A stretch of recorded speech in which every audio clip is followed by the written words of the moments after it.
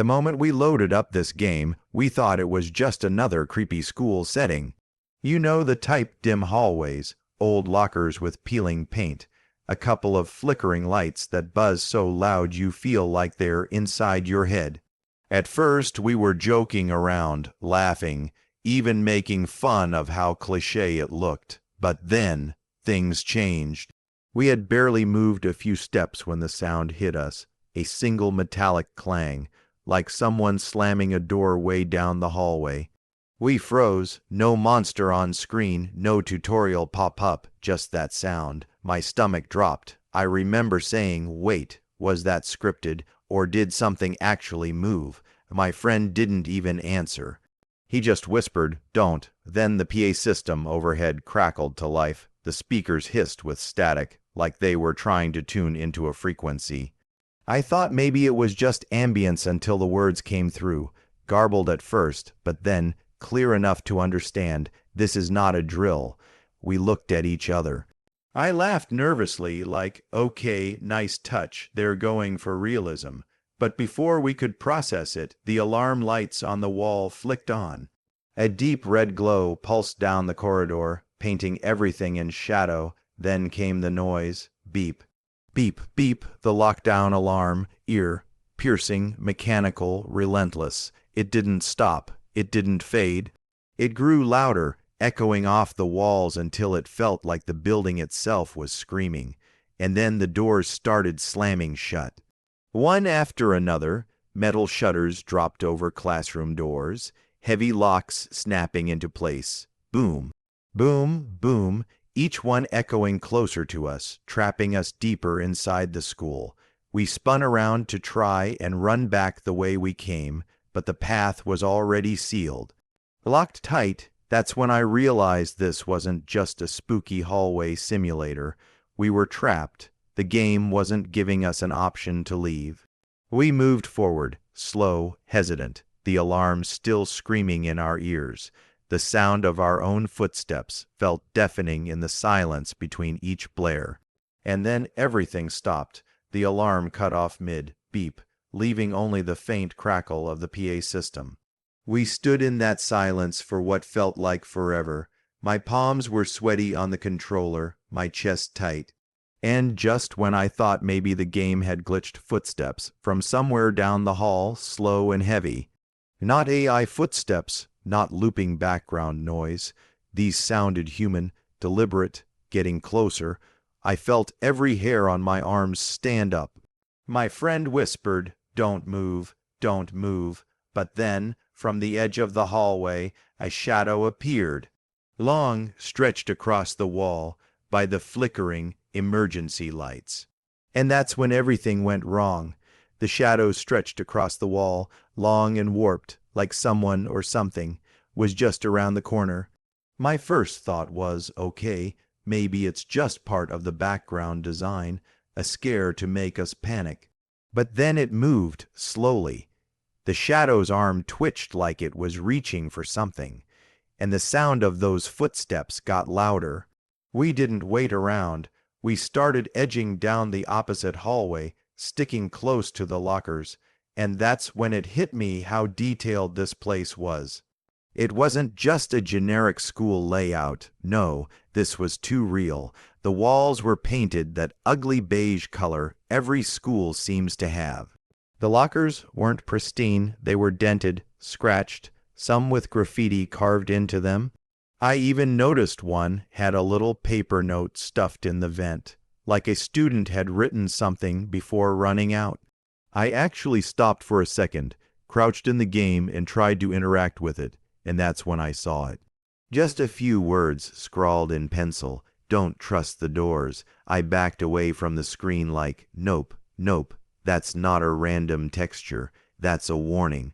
Meanwhile, the alarms were still pulsing red. Every flicker made the hallway stretch and warp, shadows crawling across the ceiling. The echo of our footsteps mixed with the creaks of the building, making it feel like someone or something was always behind us. Then the PA system crackled again. This time it wasn't garbled static, it was clearer. A low, steady voice repeating the same phrase over and over. This is a lockdown. Remain in your classrooms. This is not a drill. This is a lockdown. At first, I thought, okay, creepy background loop. But then it stuttered. The recording glitched, skipping words until it said something completely different. They can't escape. I swear, my chest tightened when I heard that. I pulled the headset half off my ears because for a split second I thought the voice hadn't come from the game at all. It sounded like it was right behind me in the room. We decided to duck into one of the classrooms to get our bearings. Bad idea. The door creaked as we pushed it open, and inside it looked like the students had just gotten up and left in the middle of class. Papers scattered on the floor, desks overturned, a pencil still rolling slowly across the floor like it had just dropped. I whispered, "Dude, this is giving me found footage vibes, like we're about to see what happened here." And then bang! The hallway door behind us slammed shut so hard the screen shook. I actually jumped out of my chair. We spun around in the game, but the door was locked, trapped. The only light in the room flickered, buzzing like it was about to burn out. The sound of footsteps echoed again, closer now. The clock on the wall ticked louder and louder, every second stretching into forever. We huddled behind a desk, crouched, waiting, hoping the game would let us stay hidden. My friend whispered through his mic, "What if it's not a monster? What if it's someone else?" I didn't answer. I didn't want to, because deep down I already knew something was about to find us, and then the doorknob started to turn. The sound of the knob rattling froze us in place. You know when you're in a game, and you know it's scripted, but your brain refuses to move anyway. That's exactly how it felt. We just crouched there, staring at the classroom door, while the handle twisted left, then right, then back again. I whispered into my mic, "Don't move, just don't move." The door creaked open, slowly, painfully slow, like whoever, or whatever, was outside wanted us to hear every second of it. The hallway light bled into the room in this pale strip across the floor, cutting over the broken desks and the papers scattered everywhere. And then a shadow fell across that strip. It wasn't big, not some towering monster silhouette. It looked human. The shape of legs, an arm, a torso. My stomach flipped because that somehow felt worse. At least with a monster, you know it's just the game. But this looked like someone was actually standing there. I held my breath. The shadow didn't move for a long time. Just stood there, watching, and then the sound of breathing, slow, heavy, right on the other side of the door. I swear I could hear it through my headset like it was right behind me in my own room. My friend whispered, "He's just standing there, dude. What do we do?" I didn't answer. I couldn't. My mouth was dry. My chest was so tight I felt like I might actually pass out. Finally, the figure stepped inside. But it wasn't what we were expecting. It wasn't a creature or some grotesque monster design. It was a man. A tall figure in what looked like a security guard uniform. The flashlight in his hand cut across the desks, blinding us for a split second. Instinctively, we ducked lower behind the desk, praying the game wouldn't make him spot us. The guard moved slowly, scanning the room with his light. For a moment, I thought, oh, maybe this is friendly. Maybe he's here to help us. But then he spoke. The voice wasn't distorted, wasn't robotic. It was calm, steady, too real. And he said, "They can't leave the school alive." I ripped one earphone halfway off because it didn't even sound like the game. It sounded like someone was whispering directly into my ear. My friend muttered, "Did you hear that? Please tell me you heard that too." I whispered back, "That's not in the script. That can't be." The flashlight beam swung past us. For one horrible second, I thought we were done, that he was going to lunge at us and the game would end. But instead, he turned toward the blackboard at the front of the room. His light lingered there, illuminating words scrawled in messy chalk. "Stay quiet." And then the light snapped off. The whole room went dark. We sat there, crouched, not moving, not even breathing into the mic. The only sound was the ticking of that old classroom clock, louder and louder, like it was counting down to something. Then the door slammed shut, and we were trapped in the dark with him. The slam of that door was like a gunshot. My headphones rattled, my chest lurched forward, and for a second I actually thought I had knocked something off my desk. That's how real it felt. The room went pitch black, no flashlight, no glow from the hallway, nothing. Just darkness. I froze, listening, waiting for footsteps, waiting for something, but instead nothing. Just silence, not even the sound of breathing anymore. I whispered, "Is he gone?" My friend didn't answer. He just breathed into the mic, quick and shaky. Then the game flickered. Just for half a second the screen glitched, like static across an old TV. And when it cleared, the classroom wasn't the same. The walls looked older. The wallpaper peeled away in strips, revealing rotted wood underneath. The floor was covered in dust now, thick dust, like no one had set foot in this place for decades. And the writing on the chalkboard, oh my God, the writing had changed. Instead of "Stay quiet" in messy chalk, now it was written in thick, dripping red. "He hears everything." I actually pushed back from my chair when I saw it. My friend whispered, "No, no, no, that wasn't there before." And then we heard it. The lock on the door clicking, not opening, locking. I said, "We're trapped. We're literally trapped." We ran to the door in game, hammering the interact button, but nothing worked. It just rattled, rattled, rattled. I swear I could feel the vibration in my controller. The PA system above us kicked in again, spitting static, before that same low voice bled through. "They can't leave." It didn't sound like the guard this time. It sounded closer, whispered, like it was right behind me in my room. I pulled my headphones half off again, and for a moment, I didn't even want to look at my screen. Then, out of nowhere, the light from the guard's flashlight flickered on again. But this time, it wasn't coming from his hand.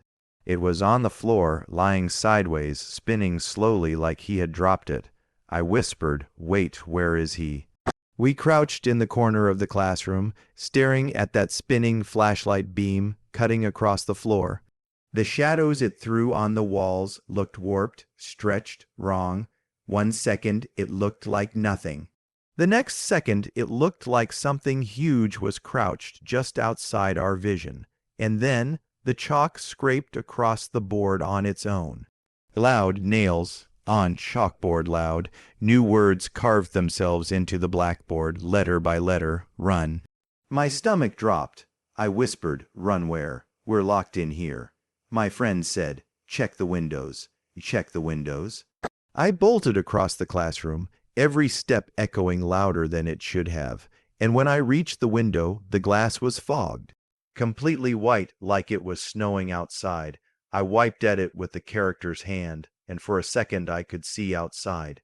But what I saw didn't look like the school grounds. It looked like nothing, just blackness, endless void.